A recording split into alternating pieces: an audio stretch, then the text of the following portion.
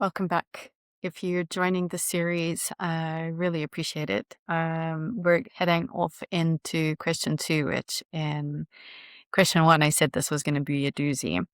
And so, what we're going to be talking about today is how do I figure out what I actually want? So, the first thing I'd say is don't start with the question, what do I actually want? I'd say start with taking stock of what it is that you already have in your life. It can be quite a jarring moment when sit up and look around and realize that so much of what you've built over the years perhaps doesn't really represent who you are anymore. But that's not to say that everything in your life is not you. So the invitation is really to do an audit. And when we start to take a look at what's in our life and take stock of it, what happens is that we begin to uncover the places more definitively and more precisely where we are shrinking, where we have potentially completely disappeared, where we're not paying enough attention to, and where perhaps you feel like you're missing something. You don't have enough of something in a particular compartment of your life. And so when we realize these places, when these places become more visible to us, it can feel like we want to have this pendulum swing. And it's a tendency for us as humans to do that. We want to flee, we want to run to the cave, we want to get divorced, we want to give up our kids, and we don't want to be parents anymore. We kind of just want to be single or free or whatever, burn down the life, like eat, pray, love style, right? But it doesn't have to be as dramatic as that. At the end of the day, what I believe is that pain is data, or another way of saying it is discomfort is information. So if you are also in the space where I feel like something's off, but I'm not sure what it is that is off, a really good place to start is, where are you feeling discomfort? Where are you resisting? Where is it too painful to go at the moment? Where do you feel the anxiety? Where are you ignoring, not paying attention to?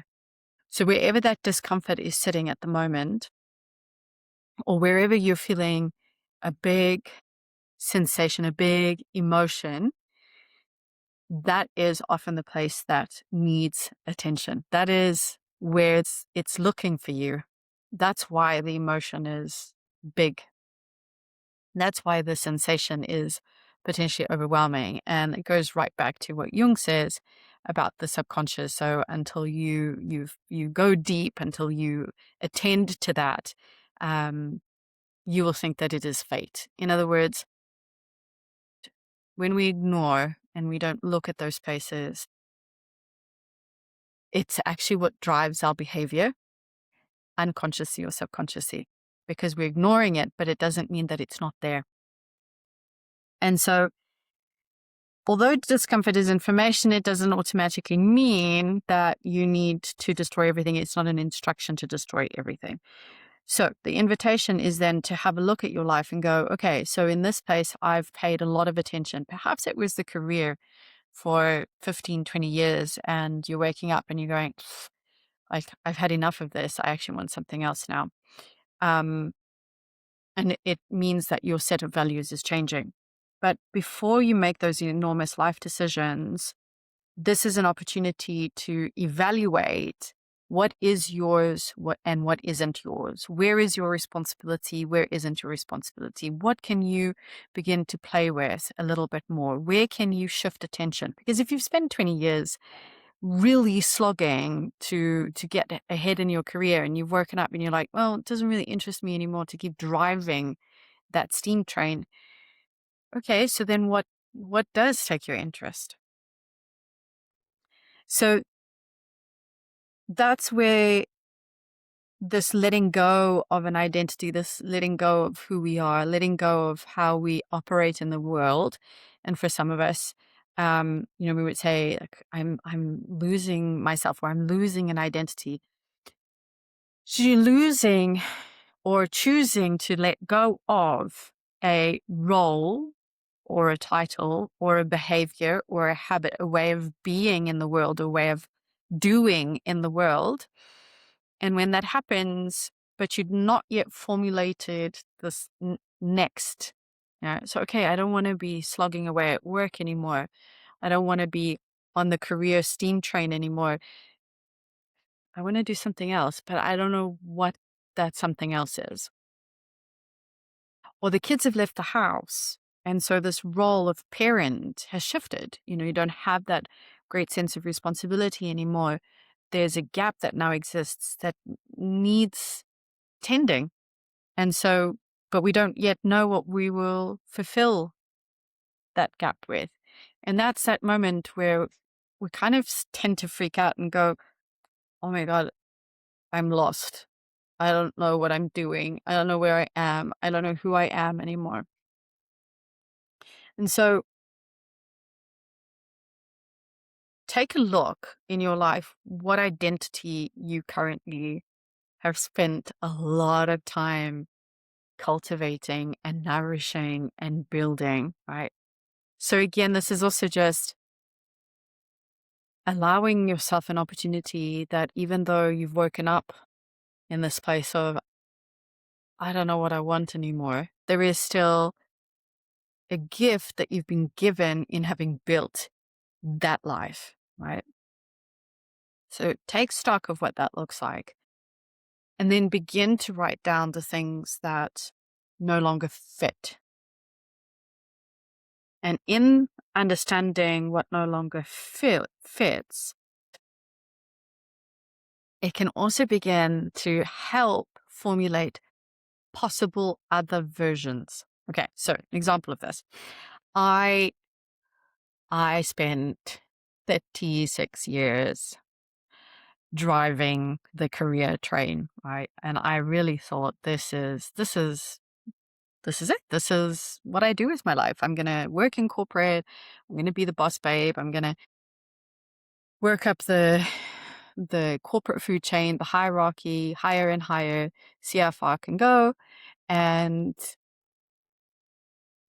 yeah, so this is me. This is, I work hard, I work at corporate, I have this identity of who I am, how I dress, how I need to show up, how I need to speak, how I need to behave, who I need to network with, who needs to be in my inner circle.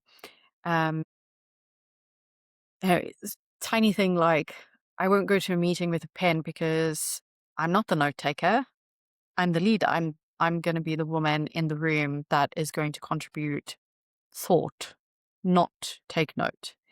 And so there's a whole persona that got built around that. And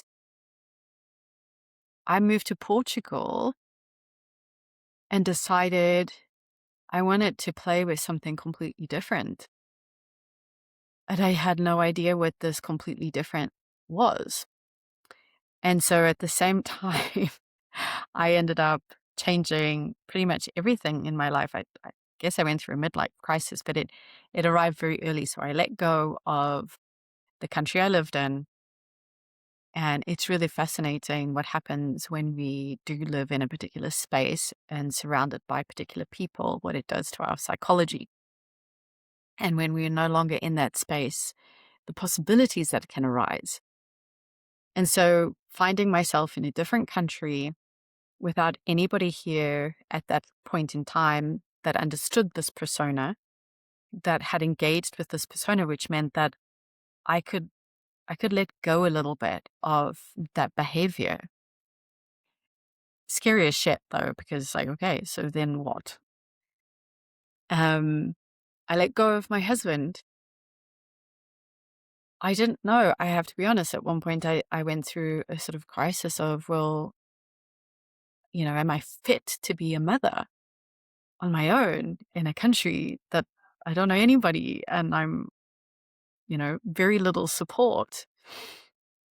reformulating who I was. So in this midst of dissolving, also trying to figure out who the hell I am with retaining this identity of mother, but really struggling at some point with that, also because I had experienced postnatal depression. So I then entered this dating world for the first time at 36, and it became this amazing experiment of playing with possibilities. So I'll quickly read an excerpt of my book that describes this experiment in self-discovery. And when you don't know what you want in your life and you've done this audit of who you are, or the identity that is currently dissolving, when you've formulated that and you've made that real rather than this sort of vague idea, it opens up this beautiful space that we can step into, which in Buddhism, they call it the no-thingness. When I studied anthropology in rites and rituals, it's this liminality, so the space between what was and what will be. And that's precisely where I was. So I'll read you an excerpt. I realized I was drowning in his story, history.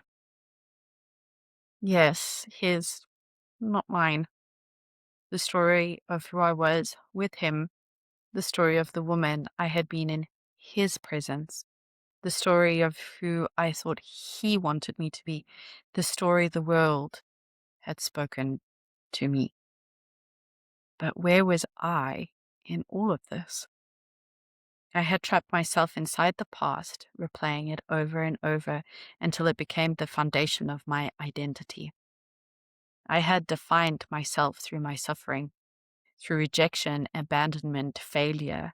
It had taken root like an invasive weed, watered and nurtured through my constant attention. If I kept telling myself the same story, I would never be anything but that story. As I unraveled, a new thought emerged, one that finally wasn't drenched in sorrow. What if I told a different story? What if I wasn't drowning? What if I was being washed clean? What if the water wasn't here to consume me, but to reveal me raw and unarmored, reshaped by what I thought would drown me? For the first time, I saw the gift within the grief. I could choose. The grief, the tears, the anger weren't here to silence me, but to strip me back to truth, layer by layer, until only what mattered remained. I could redefine my own damn story, and so I did. Dissolution wasn't just about falling apart, it was about making space. And in her place, something new was beginning to rise. As I stepped into the unknown, I felt the fluidity return in unexpected ways, in my willingness to experiment, to flow with new experiences rather than resist them. Dating became an experiment in self-discovery, an attempt to find out how I wanted to be. As many outfits as I donned for each date, so too a new trait, behavior, and personality made itself present. The wild woman found freedom in expressing desires she'd buried for years. The submissive found luxury in passivity. The dom found her power in being able to take what she wanted and to control outcomes. The priestess awakened a reverence for her body and its needs, while the seducer reveled in flirtatious games and found ecstasy in the tension created between give and take. Seeing each one attract and elicit different responses, both within myself and the other, offered a glimpse of who I could be, while revealing the parts of me that no longer fit. Some personas felt like home, others like borrowed clothes I couldn't wait to return. And so with each tier, the words I wrote became a small revolution. Each release, each experience, a painful reckoning, letting go of the woman I no longer needed to be, softening every rigid piece of me and shifting how I moved through the world. So the point here is not to become the most extreme or impressive new identity. The point really is to be creative enough to see that the limit of the person you have been is not the limit of the person you can be. So try on small pieces of the identity. Change how you spend a Saturday. Put strawberry yogurt in instead of banana. Change up how you wash yourself in the mornings or in the evenings. Take a new direction to work. Try a different kind of coffee. And then notice what happens. These are experiments, right? Act like a scientist. Try and figure out, just like a kid for the first time, because that's essentially what happens when we're entering into the space of no thingness. It's like returning to the womb. It's an opportunity to really reveal again for the second time, but not as children, as adults with much greater capacity to explore, to think, and to be curious, but with that mindset of, I wonder what would happen if I did this. I wonder if I didn't do that. What would the outcome be?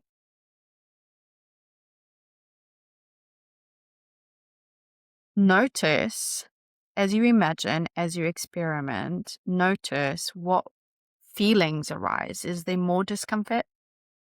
Is there less discomfort? Is the discomfort born out of fear because there really is a danger? Or is the discomfort because you're playing with something new? Is there any place that feels exciting, pleasurable, a little bit rebellious? What part has never really been given a chance to come alive? I say that when I did my threshold course, I, I, I realized that freedom is found in all the parts you never dared to be. So if you think of yourself as an actor in this beautiful theater of life, what are all the characters you've never dared to be for whatever reason? And what possibilities might lie in there if you chose to explore them a little bit more? So that's how you begin to unpack what you actually want in life.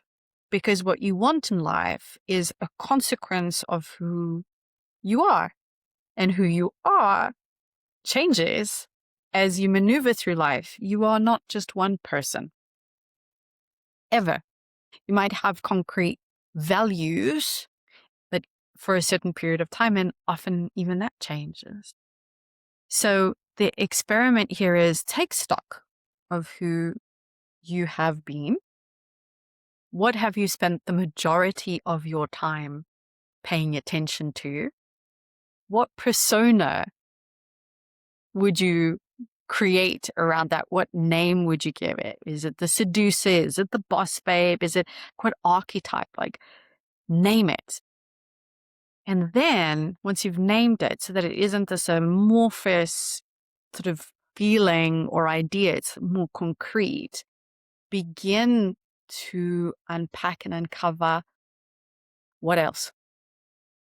What are these other possibilities that exist outside of the realm of this persona? So I spoke earlier about boss babe, and then I explored through dating, which became a mechanism, but there are many other mechanisms. It could be through theater, it could be through artistic expression, it could be through coaching, it could be through tiny little experiments on a daily basis, and it could also be around dating, who you are with other people. Take a look. And so I played with the seducer, I played with the dominatrix, I played with the submissive. And the idea is that as you are playing, as you are experimenting, you are stepping into this place of curiosity and wonder and a sense of awareness and consciousness of how these places make you feel. That's it. From that point forward, you then understand, is there a leaning in towards, I want more of that. Or, no, it doesn't feel comfortable. It's not my thing. Or, why does that make me feel like I want more of that? That feels really juicy, even though it's quite rebellious and it's still maybe I want more of it, but I'm scared to want more of it. Or, yeah, it's just very outside of my comfort zone. There's a boundary line that sits there that I'm not moving over. But even then, you are learning about who you are. And so beginning to formulate this otherness of yourself. And from that point forward, new choices. Join me for question 3, which let's take a look what that's going to be. Question 3 is going to be, is it normal to not know what you want? So join me for that one. I look forward to spending the time with you. And again, if this provoked anything in you, if you want to engage in a little bit of conversation, please feel free to put your comments there. I'm always, intrigued about how these videos make people feel, what it brings up for them. Have you experimented before? What did you find out? What kind of experiment would you be keen on doing now for yourself? Where are you heading? So all of these are really, really interesting for me to find out. And I love to see the engagement. So subscribe, share, like, and of course, if I provoked something in you, please comment.